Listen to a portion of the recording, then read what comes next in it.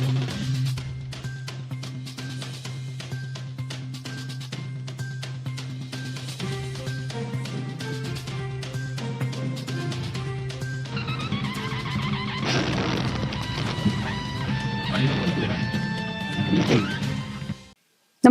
आपण पाहता हिरकणी न्यूज.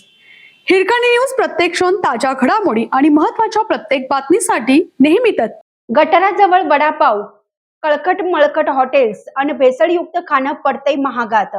डॉक्टरांचा गंभीर इशारा. गेल्या 2 महिन्यात सांगलीसह परिसरात पोट विकाराच्या रुग्णांची संख्या वाढल्याचे या क्षेत्रातील जाणकारांनी सांगितलं. आतड्यांना सूज झाली आहे अशा तक्रारी अधिक होताना दिसत आहेत. त्याचे मुख्य कारण म्हणजे भेसळयुक्त खाणं. पावसाळ्यात अस्वच्छ ठिकाणी चमचमीत खाण्यावर ताव मारणे.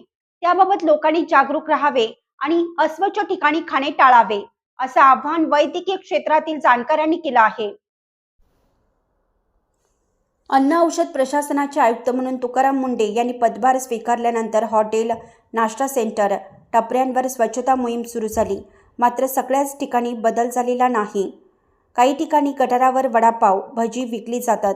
काही हॉटेल, धाबे कळकट मळकट आहेत.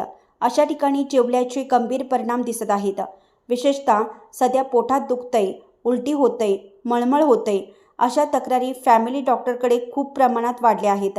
काहींना प्राथमिक उपचाराने बरं वाटतं, तर काहींना रुग्णालयात दाखल करण्याची वेळ आली आहे, असंही डॉक्टरांनी सांगितले.